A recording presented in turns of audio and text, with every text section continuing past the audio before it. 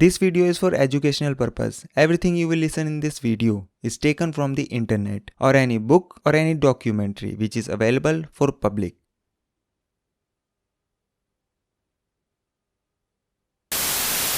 Hello दोस्तों, नमस्कार। मेरा नाम है आकाश और आप लोगों का बहुत बहुत स्वागत है कहानी क्राइम की चैनल पर। उम्मीद करता हूँ कि आप लोग बहुत अच्छे होंगे। आज की कहानी हमारे पड़ोसी देश और भारत के अलावा एकमात्र हिंदू राष्ट्र नेपाल से है। ये कहानी तब की है जब नेपाल में राजतंत्र हुआ करता था, यानी कि राजा रानी और उनका साम्राज्य। हिमालय की गोदी में बसा नेपाल एक ऐसा देश है जिसको कि बहुत ही शांति पसंद देश माना जाता है। पर साल 2001 में यहाँ एक ऐसा हत्याकांड हुआ जिसे न सिर्फ नेपाल बल्कि पूरी दुनिया में भूचाल ला दिया था, क्योंकि उस हत्याकांड में पूरा नेपाल शाही परिवार खत्म हो गया था। इस हत्याकांड को दरबार हत्याकांड के नाम से भी जाना जाता है और कहते हैं कि अगर ये कत्लेआम नहीं हुआ होता तो शायद नेपाल में आज भी लोकतंत्र की बजाय राजा का ही शासन होता।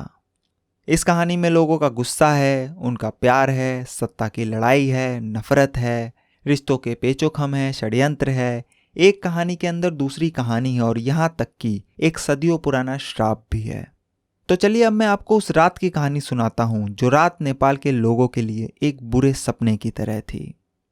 कहानी शुरू होती है साल 2001 के नेपाल से, और उस वक्त का नेपाल आज के नेपाल से बिल्कुल अलग था, क्योंकि साल 2001 में नेपाल में राजशाही हुआ करती थी।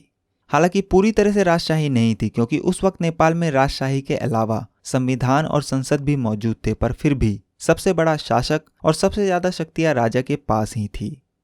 साल 2001 में जब यह हत्याकांड हुआ तो उस वक्त नेपाल के जो राजा थे उनका नाम था राजा बीरेंद्र बीर विक्रम शाह। राजा बीरेंद्र अपनी पत्नी रानी ऐश्वर्या, अपने बड़े बेटे युवराज दीपेंद्र बीर विक्रम शाह जो कि नेपाल के क्राउन प्रिंस भी थे, यानी कि अगले होने वाले राजा, और अपने छोटे बेटे राजकुमार निराजन बीर विक्रम शाह के साथ नेपाल की राजधानी काठमांडू में मौजूद अपने शाही महल नारायणहिटी दरबार में रहते थे। विक्रम संवत 2058 ज्येष्ठ 19 यानी 1 जून 2001 की रात इस नारायणहिटी महल के त्रिभुवन सदन में एक डिनर पार्टी चल रही थी। उस पार्टी में राजा बीरेंद्र के परिवार और उनके रिश्तेदारों को मिलाकर कुल 22 शाही मेहमान मौजूद थे। और क्योंकि ये एक शाही लोगों की प्राइवेट पार्टी थी, इसलिए उसमें शाही मेहमानों के अलावा किसी भी बाहर के इंसान को आने की मनाही थी। यहाँ तक कि महल के जो सुरक्षाकर्मी और राजा के बॉडीगार्ड थे उन्हें भी जिस जगह पार्टी होती थी वहां रुकने की इजाजत नहीं थी। रात करीब 8:50 पर अचानक महल के अंदर जिस त्रिभुवन सदन में ये पार्टी चल रही थी वहां से पहली गोली चलने की आवाज आती है। वहां से कुछ दूरी पर महल के जो सुरक्षाकर्मी और राजा के जो बॉडीगार्ड्स थे, पहले तो उन्हें कुछ समझ में नहीं आता। इतने में उन्हें फिर से गोली चलने की आवाज आती और इस बार गोली चलने की आवाज लगातार आ रही थी। ऐसा लग रहा था जैसे कोई मशीन गन चला रहा हो। इसके बाद महल के सभी सुरक्षाकर्मी त्रिभुवन सदन की तरफ भागते हैं और इस बीच लगातार फायरिंग की आवाज आ रही थी। तकरीबन 5 से 7 मिनट की लगातार फायरिंग के बाद रात 8:57 पर 2 सिंगल शॉट पिस्तौल की फायरिंग होती है और फिर यह फायरिंग का सिलसिला बंद हो जाता है। इसी बीच महल के सभी सुरक्षाकर्मी और बॉडीगार्ड त्रिभुवन सदन में पहुंचते हैं, मगर वो जैसे ही अंदर दाखिल होते हैं उनके होश उड़ जाते हैं, क्योंकि पूरे कमरे में खून ही खून बिखरा पड़ा था। त्रिभुवन सदन के बिलियर्ड्स रूम में जहां पार्टी हो रही थी उसके फर्श पर 11 लोग खून में लिपटे पड़े थे और उन 11 लोगों में से एक नेपाल नरेश राजा बीरेंद्र भी थे। उसके बाद जब सुरक्षाकर्मी बाहर गार्डन की तरफ गए तो उन्हें वहां से 3 और घायल लोग मिले। उन तीनों में से एक रानी ऐश्वर्या थी, एक युवराज दीपेंद्र थे और एक राजकुमार निराजन थे। उसके बाद आनन फानन में सभी घायलों को उठाकर गाड़ी में रखा जाता है और वो लोग तुरंत हॉस्पिटल की तरफ निकलते हैं। सबसे आगे राजा बीरेंद्र की गाड़ी चल रही थी, क्योंकि वो नेपाल के राजा थे और उन्हें बचाना सबसे ज्यादा जरूरी था। अच्छी बात यह थी कि कई गोलियां लगने के बावजूद अब भी उनके शरीर में हरकत हो रही थी। करीब 12 से 15 मिनट बाद राजा बीरेंद्र की गाड़ी नारायणहिटी दरबार से लगभग 4.5 किलोमीटर दूर छावनी काठमांडू के एक आर्मी हॉस्पिटल में पहुंचती है और उनके पीछे एक एक कर बाकी की गाड़ियां भी पहुंचती है जिनमें दूसरे घायल थे। हॉस्पिटल पहुंचते ही डॉक्टर सबसे पहले राजा बीरेंद्र का इलाज शुरू करते हैं और किसी तरह उन्हें बचाने की कोशिश करते हैं, मगर अफसोस कि राजा बच नहीं पाते और हॉस्पिटल पहुंचने के कुछ मिनटों बाद ही रात 9:15 पर दम तोड़ देते हैं। उस रात एक के पीछे एक कुल 14 लोग हॉस्पिटल पहुंचे थे, जिनमें से कि राजा बीरेंद्र हॉस्पिटल पहुंचने के कुछ मिनटों में ही दम तोड़ चुके थे। इसके अलावा 8 लोगों को हॉस्पिटल पहुंचते ही ब्रॉड डेड घोषित कर दिया जाता है। उन 8 लोगों में राजा की पत्नी रानी ऐश्वर्या, उनका छोटा बेटा राजकुमार निराजन, उनकी इकलौती बेटी राजकुमारी श्रुति, उनके सगे और सबसे छोटे भाई राजकुमार धीरेन्द्र, उनकी 2 सगी बहनें राजकुमारी शांति और राजकुमारी शारदा, उनके बहनोई और राजकुमारी शारदा के पति कुमार खड़का और उनकी चचेरी बहन राजकुमारी जयंती थी। बाकी के बचे 5 घायल लोगों का भी तुरंत इलाज शुरू किया जाता है, मगर उन 5 लोगों में से जो सबसे महत्वपूर्ण इंसान था और जिसकी जान की कीमत सबसे ज़्यादा थी, वो थे क्राउन प्रिंस और राजा बीरेंद्र के बड़े बेटे युवराज दीपेंद्र। हालांकि बाकी के 4 घायल लोगों की जान भी उतनी ही कीमती थी जितनी कि युवराज दीपेंद्र की, मगर क्योंकि युवराज दीपेंद्र को नेपाल का अगला राजा बनना था और उनकी हालत भी बाकी के घायलों से ज़्यादा सीरियस थी, इसलिए उनकी जान बचाना बहुत ज़रूरी था। युवराज दीपेंद्र के अलावा जो बाकी के 4 घायल लोग थे, उनमें राजा बीरेंद्र की सगी और सबसे छोटी बहन राजकुमारी शोभा, उनकी बेटी श्रुति के पति कुमार गोरख, उनके छोटे भाई राजकुमार ज्ञानेंद्र की पत्नी राजकुमारी कोमल और उनकी चचेरी बहन केतकी चेस्टर थी। इन चारों घायलों के इलाज के बाद डॉक्टर ने इनको खतरे से बाहर करार दिया, मगर युवराज दीपेंद्र की हालत अब भी बहुत क्रिटिकल थी, क्योंकि वैसे तो उन्हें सिर्फ एक ही गोली लगी थी, मगर वो गोली सीधे उनके सर में लगी थी। एक 9 mm की गोली उनके उल्टे कान के पीछे से घुसकर सीधे कान के ऊपर से बाहर निकल गई थी, जिसकी वजह से वो कोमा में चले गए थे, इसलिए उन्हें आईसीयू में वेंटिलेटर पर रखा गया था। इधर अब तक नेपाल की जनता को इस हत्याकांड के बारे में कोई खबर नहीं थी, क्योंकि इस घटना के तुरंत बाद नारायणहिटी महल के बाहर जाने वाली सभी कम्युनिकेशन लाइन को बंद कर दिया गया था। मगर फिर अगले दिन यानी 2 जून 2001 को इस घटना के करीब 14 घंटे बाद सुबह लगभग 11 बजे नेपाल रेडियो का कार्यक्रम रोककर यह ऐलान किया जाता है कि कल रात 9:15 पर राजा बीरेंद्र बीर बिक्रम शाह का देहांत हो गया और अब उनकी जगह नेपाल का अगला राजा दीपेंद्र बीर बिक्रम शाह को घोषित किया जाता है। इसके बाद बाकी के जिन जिन लोगों की मौत हुई उनके बारे में भी बताया गया। ये खबर सुनते ही नेपाल के लोग सन्न रह गए। उन्हें विश्वास नहीं हो रहा था कि आखिर एक रात में पूरा परिवार कैसे खत्म हो सकता है। पूरा नेपाल सदमे में चला गया था, क्योंकि वो सभी लोग राजा बीरेंद्र को बहुत प्यार करते थे। नेपाल के लोग उन्हें साक्षात भगवान विष्णु का अवतार मानते थे और वो भगवान अब उनसे छिन गया था। सभी लोग रो रहे थे, बिलख रहे थे। वहीं दूसरी तरफ नए राजा दीपेंद्र अब भी जिंदगी और मौत से लड़ रहे थे, इसलिए लोग उनकी सलामती के लिए भी दुआ कर रहे थे। इस हत्याकांड की खबर बहुत बड़ी थी, इसलिए देखते ही देखते ये खबर पूरी दुनिया में आग की तरह फैल गई। दुनिया भर से मीडिया के लोगों का नेपाल में जमावड़ा लग गया। शुरुआत में इस हत्याकांड को एक घटना बताया गया और कहा गया कि यह दुर्घटना ऑटोमेटिक हथियार के एक्सीडेंटल फायरिंग की वजह से हुई है, मगर नेपाल के लोगों को इस बात पर बिल्कुल भी विश्वास नहीं हुआ। उस वक्त के प्रधानमंत्री गिरिजा प्रसाद कोइराला ने भी इसे एक दुर्घटना ही करार दिया और लोगों से शांति बनाए रखने की अपील की। उसके बाद फिर उसी दिन यानी 2 जून 2001 की शाम करीब 4 बजे राजा बीरेंद्र, रानी ऐश्वर्या और उनके बाकी के परिवार वालों की शव यात्रा शुरू हुई। ये शव यात्रा आर्मी हॉस्पिटल से शुरू होकर करीब 8 किलोमीटर दूर पशुपतिनाथ मंदिर तक चली। उस शव यात्रा को देखने और उसमें शामिल होने के लिए ऐसा लग रहा था मानो पूरा नेपाल सड़कों पर उतर आया हो। देश के लाखों लोगों ने राजा के सम्मान में अपने सर मुंडवा लिए थे और किसी भी नाई ने इस काम के लिए कोई पैसा नहीं लिया। शाम को बागमती नदी के किनारे आर्य घाट पर सभी शाही लोगों का पूरे विधि विधान से अंतिम संस्कार किया गया। इधर युवराज दीपेंद्र, जो कि अब नेपाल के नए राजा थे और जो अब भी कोमा में ही थे, उन्हें इसके बाद कभी होश आया ही नहीं और 2 दिन बाद 4 जून 2001 की सुबह लगभग 3:45 पर डॉक्टर ने युवराज दीपेंद्र को ब्रेन डेड घोषित कर दिया। नेपाल के इतिहास में ये पहली बार हुआ था जब नेपाल के ऊपर 2 दिन तक एक ऐसे राजा ने शासन किया जो कि खुद होश में नहीं थे, और ये नेपाल के अब तक के किसी भी राजा का सबसे छोटा शासन भी था। खैर, इसके बाद युवराज दीपेंद्र का भी सभी रीति रिवाजों के साथ अंतिम संस्कार किया गया। अब क्योंकि राजा बीरेंद्र के परिवार का कोई भी शख्स इस घटना के बाद जिंदा बचा ही नहीं, इसलिए उनके बाद जो एकमात्र शख्स राजा की गद्दी का हकदार था वो थे उनके छोटे भाई राजकुमार ज्ञानेंद्र बीर बिक्रम शाह। इसलिए उसी दिन यानी 4 जून 2001 को राजकुमार ज्ञानेंद्र को नेपाल का नया राजा बनाया गया और वो पिछले 3 दिनों में नेपाल के तीसरे राजा बने। मगर राजा ज्ञानेंद्र के सत्ता संभालते ही एक खबर जो पिछले 2 दिनों से गुपचुप तरीके से फैल रही थी वो अब खुलकर सामने आने लगी। और वो खबर ये थी कि 1 जून 2001 की रात नारायण हीटी दरबार में जो गोलीबारी हुई वो किसी और ने नहीं बल्कि युवराज दीपेंद्र ने ही की थी। इस खबर के आने के बाद नेपाल के लोगों को इस बात पर बिल्कुल भी विश्वास नहीं हुआ और वो लोग इस हत्याकांड की निष्पक्ष जांच की मांग करने लगे और सभी ये जानना चाहते थे कि आखिर उस रात महल में हुआ क्या था। लोगों की मांग देखते हुए राजा ज्ञानेंद्र ने 2 लोगों की एक जांच कमेटी बनाई। उन 2 लोगों में से एक नेपाल सुप्रीम कोर्ट के चीफ जस्टिस केशव प्रसाद उपाध्याय थे और एक थे नेपाल संसद के स्पीकर तारानाथ रणभत। इसके अलावा इस जांच में दुनिया की जानी मानी पुलिस डिपार्टमेंट स्कॉटलैंड यार्ड को भी शामिल किया गया और इन्वेस्टिगेशन शुरू की गई। अभी उधर यह जांच चल ही रही थी कि इधर हालात बिगड़ने शुरू हो गए। लोग सड़कों पर उतर आए, जगह जगह दंगे होने लगे और सभी लोग नए राजा ज्ञानेंद्र के खिलाफ प्रदर्शन करने लगे। नेपाल के कई लोग ये बिल्कुल भी नहीं चाहते थे कि राजा ज्ञानेंद्र उनके और नेपाल के नए राजा बने, क्योंकि उनकी छवि नेपाल के लोगों के बीच अच्छी नहीं थी और खासकर उनके बेटे युवराज पारस वीर विक्रम शाह की, जो कि अब नेपाल के नए क्राउन प्रिंस थे। पूरे नेपाल में युवराज पारस को एक बिगड़ा हुआ और एक अय्याश रईस ज्यादा माना जाता था। इसके अलावा युवराज पारस के ऊपर 2 अपराध के इल्जाम भी लग चुके थे। एक बार उन्होंने शराब पीकर नशे में नेपाल के एक मशहूर सिंगर के ऊपर गाड़ी चढ़ा दी थी और एक बार उन्होंने हाथापाई के दौरान काठमांडू के एक नाइट क्लब के बाउंसर के ऊपर गोली चला दी थी। पर इन दोनों ही केस में उनसे कभी कोई सवाल नहीं पूछा गया और न ही उन पर कोई कार्यवाही की गई।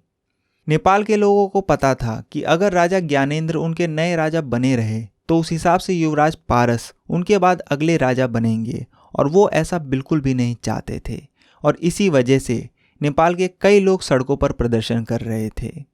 ये प्रदर्शन अगले कई दिनों तक ऐसे ही चलता रहा, जिसे रोकने के लिए नेपाल की प्रशासन ने बल प्रयोग भी किया और मिलिट्री का सहारा भी लिया। उधर इसी बीच लगभग 1 हफ्ते की छानबीन और करीब 100 से भी ज्यादा गवाह, जिनमें कि उस घटना में जिंदा बचे लोग, नारायण हीटी महल के स्टाफ और सुरक्षाकर्मी शामिल थे, उनकी गवाही के बाद एक ऑफिशियल रिपोर्ट तैयार की गई और उस रिपोर्ट में उस रात की जो पूरी कहानी सामने आई, वो कहानी शुरू होती है एक परंपरा से। दरअसल नेपाल शाही परिवार में एक परंपरा थी कि वो हर महीने के पहले और तीसरे शुक्रवार यानी कि महीने में 2 बार एक डिनर पार्टी करते थे, जिसमें राजा वीरेंद्र के परिवार के अलावा सभी शाही मेहमान शामिल होते थे। वो मेहमान या तो राजा या रानी के रिश्तेदार होते थे या फिर रिश्तेदारों के रिश्तेदार। 1 जून 2001 को महीने की पहली तारीख भी थी और शुक्रवार भी था और इस पार्टी का जो पैटर्न था वो ये था कि किसी शुक्रवार ये पार्टी राजा देते थे तो किसी शुक्रवार रानी या फिर कोई और शाही सदस्य। इस बार यानी शुक्रवार 1 जून 2001 को जो पार्टी होनी थी, उस पार्टी की जिम्मेदारी क्राउन प्रिंस दीपेंद्र की थी। इस पार्टी की तैयारी उन्होंने कई दिन पहले से ही शुरू कर दी थी। जिस दिन ये पार्टी होनी थी उससे 2 दिन पहले बाकायदा उन्होंने सभी मेहमानों से खुद फोन करके पूछा था कि इस शुक्रवार जो पार्टी होगी उसमें कौन कौन आ रहा है। शुक्रवार 1 जून 2001 को युवराज दीपेंद्र शाम करीब 6:45 पर सबसे पहले नारायण हीटी दरबार के त्रिभुवन सदन में पहुंचते हैं।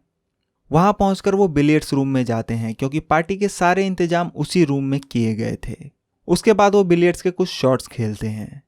इसी बीच राजा वीरेंद्र के बहनोई राजकुमार महेश्वर कुमार सिंह त्रिभुवन सदन में पहुंचते हैं और वो वहां पहुंचने वाले सबसे पहले मेहमान थे।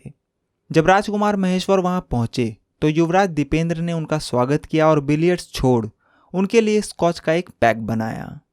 थोड़ी देर बाद रानी ऐश्वर्या और राजा वीरेंद्र की तीनों बहनें राजकुमारी शांति, शारदा और शोभा भी वहां पहुंच गए। शाम करीब 7:40 पर दीपेंद्र के चचेरे भाई राजकुमार पारस अपनी मां राजकुमारी कोमल, बहन प्रेरणा और पत्नी हिमानी के साथ महल में पहुंचे। राजकुमार ज्ञानेंद्र यानी राजा वीरेंद्र के छोटे भाई उस पार्टी में शामिल नहीं हो सके, क्योंकि वो किसी काम से पोखरा गए हुए थे। इसके बाद एक एक कर लगभग सभी लोग पार्टी में पहुंच चुके थे, मगर राजा वीरेंद्र अब तक पार्टी में नहीं पहुंचे थे, क्योंकि वो उस दिन अपने ऑफिस में एक पत्रकार को इंटरव्यू दे रहे थे। इसी बीच राजमाता और राजा वीरेंद्र की मां रानी रत्ना राज्य लक्ष्मी देवी शाह भी त्रिभुवन सदन पहुंचती है और जिस बिलियर्ड्स रूम में पार्टी चल रही थी उसके बगल वाले कमरे में जाकर बैठ जाती है। इधर बिलियर्ड्स रूम में सभी लोग एक दूसरे से बातें कर रहे थे। युवराज दीपेंद्र उस वक्त अपनी बहन राजकुमारी श्रुति के पति कुमार गोरख के साथ बिलियर्ड्स खेल रहे थे और उस रात युवराज दीपेंद्र शाम से ही बहुत ज्यादा ड्रिंक कर रहे थे, जिसकी वजह से वो बहुत नशे में लग रहे थे। उसके बाद वो बीच में ही खेल रोकते हैं और रात करीब 8:20 पर वॉकी टॉकी पर बात करके अपने लिए गांजा और हशीश से भरी हुई सिगरेट्स मंगाते हैं, जो कि कुछ मिनटों बाद उन्हें मिल भी जाती है। फिर वो बिलियर्ड्स रूम में ही बैठकर सिगरेट जलाते हैं और सबके सामने पीने लगते हैं। गांजे के जॉइंट पीने के बाद वो एक बार फिर उठते हैं और बिलियर्ड्स खेलने लगते हैं। मगर उसके बाद होता ये है कि युवराज दीपेंद्र अचानक से लड़खड़ाने लगते हैं। वो कभी सोफे पर गिर रहे थे तो कभी लोगों के ऊपर। उनकी जुबान भी लड़खड़ाने लगी थी। ऐसा लग रहा था जैसे उन्हें कुछ होश ही नहीं है। और ऐसा नहीं है कि उस दिन उन्होंने पहली बार गांजा या हशीश लिया हो, बल्कि इससे पहले भी अक्सर कई बार वो बहुत ज़्यादा ड्रिंक किया करते थे और गांजा भी फूका करते थे। मगर उस रात ये पहली बार हुआ था जब वो अपने होश खो रहे थे। इसलिए फैमिली के कुछ लोग युवराज दीपेंद्र को कंधे का सहारा देकर उनके बेडरूम तक छोड़कर आते हैं ताकि वो थोड़ा आराम कर सके और नॉर्मल हो जाए। इतने में राजा बीरेंद्र भी इंटरव्यू खत्म करके अपने एडीसी के साथ रात करीब 8:30 बजे त्रिभुवन सदन में पहुंचते हैं और वो उस पार्टी में पहुंचने वाले सबसे आखिरी सदस्य थे। राजा के एडीसी उन्हें दरवाजे तक छोड़कर वापस चले जाते हैं क्योंकि ये शाही लोगों की निजी पार्टी थी। अंदर पहुंचकर राजा बीरेंद्र सबसे पहले दूसरे रूम में बैठी अपनी मां से मिलते हैं और थोड़ी देर बाद रात करीब 8:45 पर वो भी बिलियर्ड्स रूम में पहुंच जाते हैं और बाकी के मेहमानों से बातचीत करने लगते हैं। उधर जब युवराज दीपेंद्र को उनके कमरे में आराम करने के लिए छोड़कर आया गया था तो वो उसके थोड़ी देर बाद ही उठकर बाथरूम में जाते हैं और उल्टियां करते हैं। उसके बाद वो वापस अपने बेडरूम में आकर रात करीब 8:39 पर अपने मोबाइल से एक कॉल करते हैं और ये कॉल उस रात की उनकी आखिरी कॉल थी।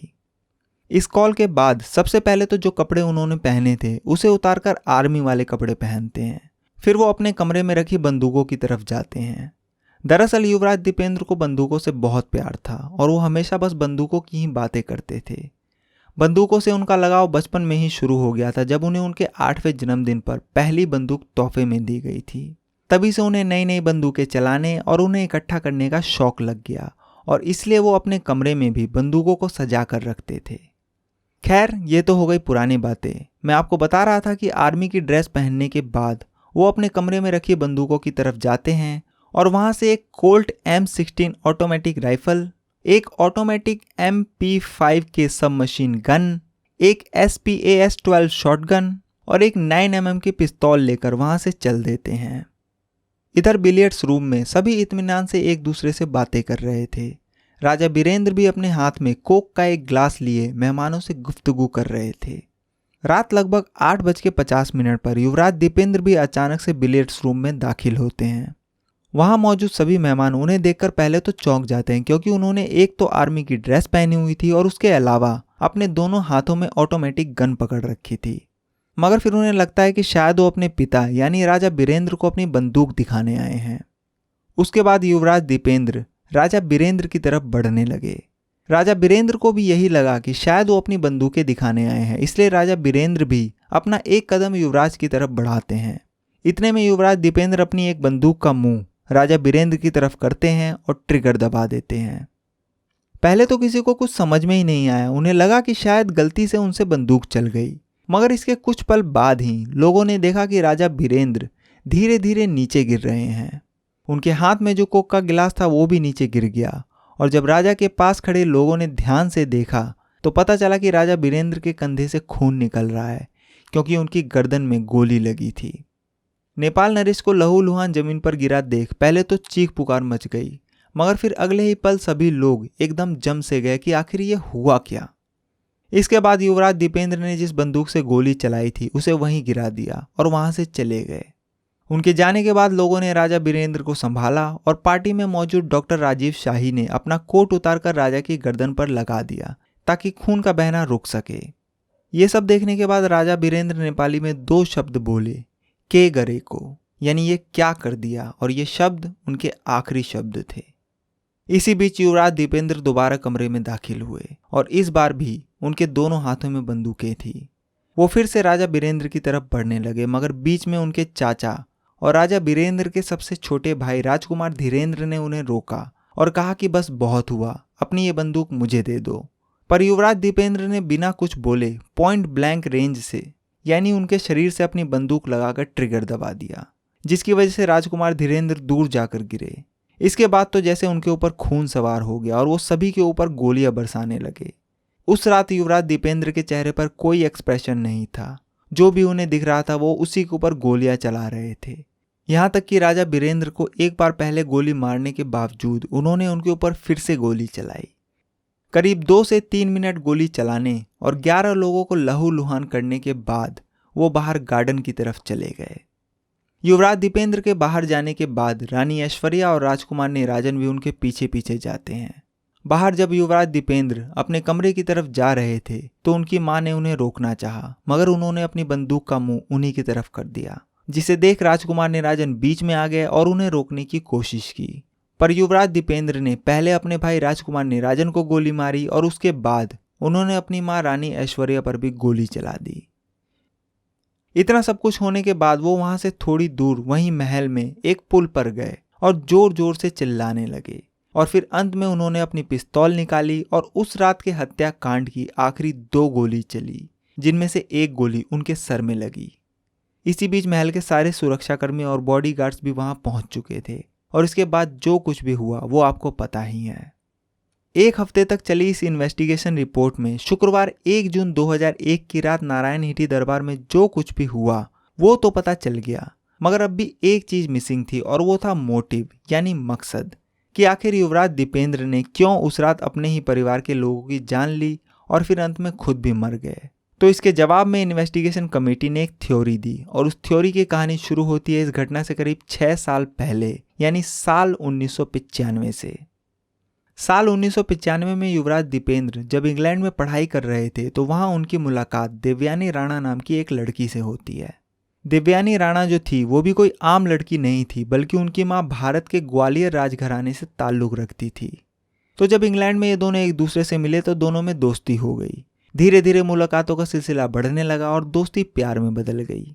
प्यार का परवान वक्त के साथ ऐसे चढ़ा कि अब वो दोनों एक दूसरे के बिना रहने का सोच भी नहीं सकते थे और फिर दोनों ने एक दूसरे से शादी करने का फैसला कर लिया।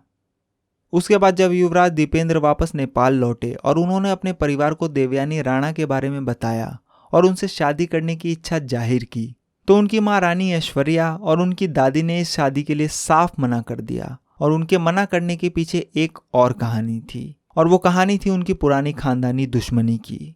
और उस कहानी को जानने के लिए हमें वक्त में और पीछे जाना होगा। दोनों घरानों की दुश्मनी की जो कहानी है वो शुरू होती है साल 1846 से। दरअसल साल 1846 में जंग बहादुर राणा, जो कि उस वक्त नेपाल साम्राज्य में एक मामूली से काजी थे, उन्होंने बाद में अपने भाई की मदद से 14 सितंबर 1846 को नेपाल के महल में लगभग 40 लोगों को मौत के घाट उतार दिया था। उसके बाद जंग बहादुर राणा ने उस वक्त के नेपाल नरेश राजा राजेंद्र विक्रम शाह को हाउस अरेस्ट कर अपने आप को नेपाल का परमानेंट प्रधानमंत्री घोषित कर दिया था और यहीं से नेपाल के ऊपर राणा वंश का शासन शुरू हुआ और ये शासन अगले 104 सालों तक चला। इन 104 सालों में कहने को तो नेपाल की गद्दी पर शाह बैठे थे, मगर उन्हें कंट्रोल राणा कर रहे थे। बाद में साल 1951 में नेपाल के राजा त्रिभुवन वीर विक्रम शाह ने भारत की मदद से नेपाल में दोबारा अपनी सत्ता कायम की और राणा वंश को नेपाल राजशाही के प्रधानमंत्री पद से हटना पड़ा।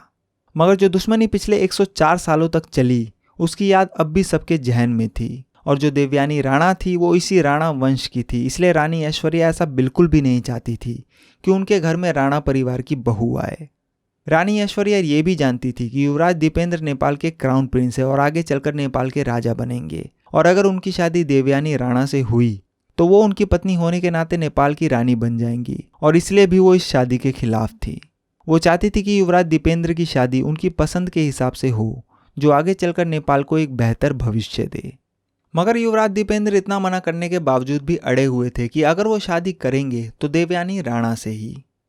इसके बाद वो चोरी छुपे घर से बाहर देवयानी राणा से मिलने लगे, लिमिट से ज़्यादा शराब पीने लगे और गांजा और हशीश जैसे ड्रग्स भी लेने लगे, जिसकी वजह से हुआ ये कि उनको दिए जाने वाले पैसों में कटौती कर दी गई और उनके ऊपर कई पाबंदियां भी लगाई जाने लगी। युवराज दीपेंद्र जो थे वो बचपन से ही एक क्राउन प्रिंस की तरह जिए थे। उन्हें कभी किसी भी चीज़ की कमी नहीं हुई और ना ही उन्हें कभी किसी चीज़ के लिए मना किया गया। मगर अब जब उनके ऊपर कई पाबंदियां लगाई जाने लगी तो उन्हें ये खटक गया और इन सब चीज़ों ने उनके अंदर गुस्सा भर दिया। इसी बीच 1 जून 2001 की तारीख आती है और गुस्से में वो अपने ही परिवार के लोगों की जान ले लेते हैं। कॉल रिकॉर्ड में भी ये बात सामने आई कि 1 जून 2001 की रात नशे में धुत होने के बाद जब वो अपने बेडरूम में थे तो जो आखिरी कॉल उन्होंने अपने मोबाइल से की थी वो कॉल देवयानी राणा को ही की थी और उन्हें गुड नाइट बोलकर कहा था कि वो अब उनसे कल मिलेंगे। मगर उस रात के बाद उनकी अगली सुबह कभी हुई ही नहीं। इन्वेस्टिगेशन टीम ने इस बारे में देवयानी राणा से भी बात करने की कोशिश की, मगर 2 जून 2001 को जब देवयानी राणा को इस हत्याकांड की खबर मिली तो वो उसी दिन नेपाल छोड़कर भारत आ गई थी और फिर उसके बाद कभी वापस नेपाल नहीं लौटी। इन्वेस्टिगेशन टीम की जब इस रिपोर्ट और उनकी थ्योरी को नेपाल के लोगों को बताई गई तो किसी ने भी उनकी इस बात पर यकीन नहीं किया और उनके यकीन ना करने के पीछे कई वजह थी। उनके हिसाब से युवराज दीपेंद्र बहुत ही समझदार इंसान थे और अपने परिवार से बहुत प्यार करते थे। एक लड़की के चक्कर में वो कभी अपने परिवार की जान नहीं ले सकते थे। इसके अलावा जो इन्वेस्टिगेशन की रिपोर्ट आई उसमें अभी भी बहुत सारे ऐसे सवाल थे जिनके जवाब कभी नहीं मिले। जैसे कि अगर युवराज दीपेंद्र को देवयानी राणा से शादी करनी थी तो उन्होंने अपने आप को गोली क्यों मारी। दूसरी की उस रात सबसे आखिरी में युवराज दीपेंद्र की पिस्तौल से 2 गोली चली थी मगर उन्हें लगी सिर्फ एक ही गोली थी और कोई भी इंसान अपने आप पर 2 बार गोली नहीं चला सकता। तीसरा कि युवराज दीपेंद्र का मरने के बाद पोस्टमार्टम क्यों नहीं किया गया। चौथा कि युवराज दीपेंद्र राइट हैंडेड थे, मतलब कि वो हर काम अपने सीधे हाथ से करते थे। बावजूद इसके उन्होंने उस रात खुद को उल्टे हाथ से गोली मारी क्योंकि जो गोली उन्हें लगी वो गोली उनके सर में उल्टी तरफ से घुसकर सीधी तरफ से निकली थी। पांचवा कि इतने बड़े इन्वेस्टिगेशन को सिर्फ 1 हफ्ते के जांच के बाद ही खत्म कर दिया गया और इस जांच में स्कॉटलैंड यार्ड जैसी पुलिस डिपार्टमेंट होने के बावजूद भी किसी भी चीज की फॉरेंसिक जांच नहीं की गई। छठा कि सभी सुरक्षाकर्मी, एडीसी और गार्ड्स को बिलियर्ड्स रूम में पहुंचने में इतना वक्त क्यों लगा। बेशक प्राइवेट पार्टी होने की वजह से वो उस रूम में नहीं थे मगर थे तो वो महल के अंदर ही। और सातवां कि जो उनकी शादी के सबसे ज़्यादा खिलाफ थी वो थी उनकी माँ रानी ऐश्वर्या। उसके बावजूद उन्होंने सबसे लास्ट में रानी ऐश्वर्या को ही गोली मारी। इसके बाद तब से लेकर अब तक उस रात जो कुछ भी हुआ वो आखिर क्यों हुआ, किसने किया, उसको लेकर देवयानी राणा वाली थ्योरी के अलावा 3 थ्योरी और आई।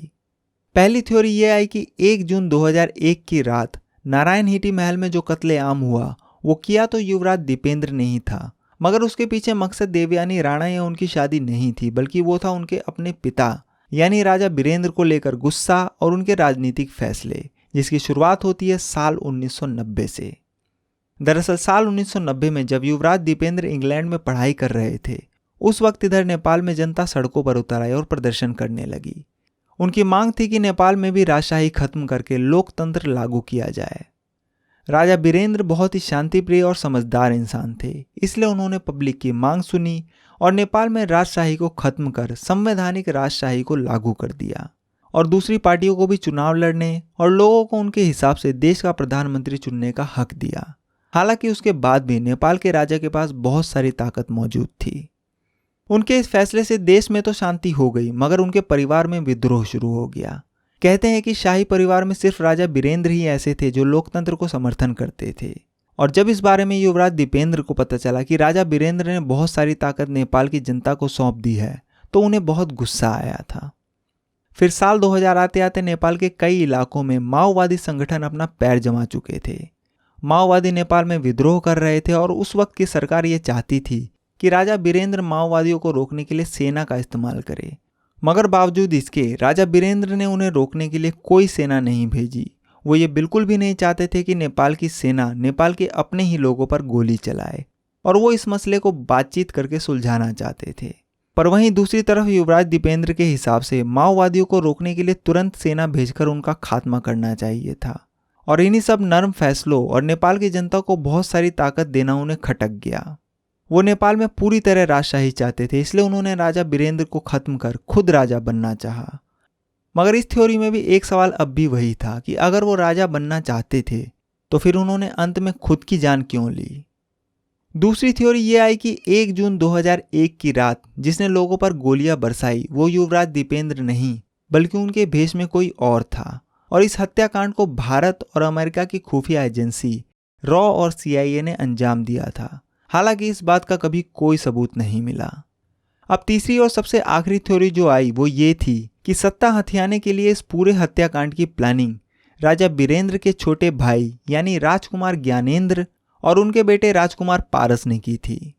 ये थ्योरी इसलिए आई क्योंकि उस रात हत्याकांड में राजा बीरेंद्र का तो पूरा परिवार खत्म हो गया, मगर वहीं हैरत अंगेज तरीके से उनके छोटे भाई राजकुमार ज्ञानेंद्र के परिवार का एक भी सदस्य नहीं मरा। सिर्फ राजकुमारी कोमल यानी राजकुमार ज्ञानेंद्र की पत्नी को एक गोली लगी थी, जो कि बाद में जिंदा बच गई। इसके अलावा राजकुमार ज्ञानेंद्र उस पार्टी में मौजूद भी नहीं थे और किसी काम से पोखरा गए हुए थे, जबकि राजा बीरेंद्र के सगे भाई होने के नाते वो शाही परिवार में एक बहुत ही महत्वपूर्ण इंसान थे। और इस हत्याकांड से जो सबसे ज्यादा फायदा हुआ वो भी राजकुमार ज्ञानेंद्र का ही हुआ, क्योंकि बाद में वो खुद नेपाल के नए राजा बने। हालांकि राजा ज्ञानेंद्र और युवराज पारस ने इस हत्याकांड में उनका कोई भी हाथ होने से साफ मना कर दिया और उनके खिलाफ कोई सबूत भी नहीं मिले। ये तो हो गई सारी थ्योरी, मगर इन थ्योरी के अलावा एक और कहानी जो नेपाल में मशहूर है, वो कहानी जुड़ी है एक सदियों पुराने श्राप से।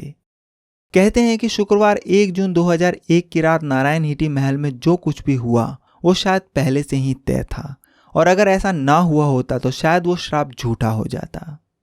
इस श्राप की कहानी सदियों पुरानी है और कुछ इस तरह है कि एक बार राजा पृथ्वी नारायण शाह, जो कि शाह वंश के पहले राजा थे, वो एक बार जब जंगल की तरफ गए तो उन्हें वहां एक साधु मिले।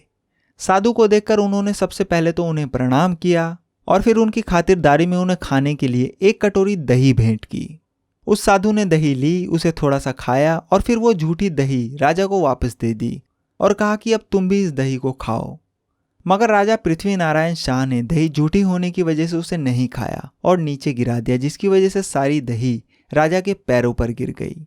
ये देखकर उस साधु को बहुत गुस्सा आया और उसने राजा से कहा कि तुमने मेरा अपमान किया है। और फिर राजा पृथ्वी नारायण शाह को एक श्राप दिया कि शाह वंश नेपाल पर सिर्फ अगली 10 पीढ़ी तक ही राज करेगी और शाह वंश का 11वां राजा नेपाल का आखिरी राजा होगा। और ऐसा हुआ भी।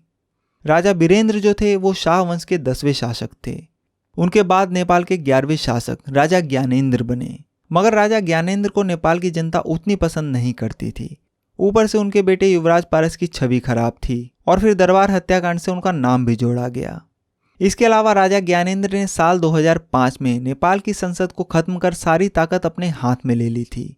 वो चाहते थे कि नेपाल में फिर से पूरी तरह से राजशाही हो, मगर उनका यह दाव उल्टा पड़ गया क्योंकि उनके विरोध में लोग फिर से सड़कों पर उतर आए और फिर उन्हें दबाव में आकर 1 साल बाद ही 2006 में संसद को फिर से वापस खड़ा करना पड़ा। इसके कुछ वक्त बाद नेपाल संसद ने एक प्रस्ताव पारित कर नेपाल के राजा की सारी ताकत छीन ली और साल 2008 में नेपाल में राजशाही पूरी तरह से खत्म हो गई और नेपाल को पूरी तरह से एक लोकतांत्रिक देश घोषित कर दिया गया।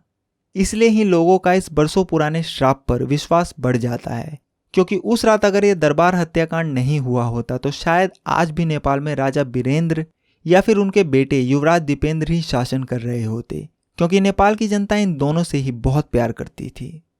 तो कुल मिलाकर आज 2022 में दरबार हत्याकांड को हुए 2 दशक से भी ज्यादा हो चुके हैं, मगर आज भी लोगों को ये नहीं पता कि आखिर 1 जून 2001 की रात नारायण हिटी महल के अंदर जो कुछ भी हुआ वो किसने किया और क्यों किया। वहीं दूसरी तरफ अगर सरकारी रिपोर्ट और उस घटना के चश्मदीदों की माने तो ये सब युवराज दीपेंद्र ने ही किया था, मगर ऐसा करने के पीछे उनका मकसद क्या था वो आज भी एक बहस का मुद्दा है। मुझे पता है कि मेरी वीडियो नेपाल में भी बहुत सारे लोग देखते हैं और ये कहानी नेपाल के लोगों की भावनाओं से भी जुड़ी हुई है, इसलिए मुझे उम्मीद है कि मैंने इस कहानी के साथ इंसाफ किया होगा। तो ये थी कहानी नेपाल के शाही परिवार हत्याकांड की। मुझे उम्मीद है कि आप लोगों को मेरी जानकारी जरूर पसंद आई होगी। आप चाहें तो मुझे इंस्टाग्राम पर फॉलो कर सकते हैं, लिंक आपको डिस्क्रिप्शन में मिल जाएगा और आप अपनी बात इस मेल आईडी पर मुझे मेल भी कर सकते हैं। मैं आपसे मिलूंगा अगली कहानी में, तब तक के लिए अपना ख्याल रखिए। Thank you very much.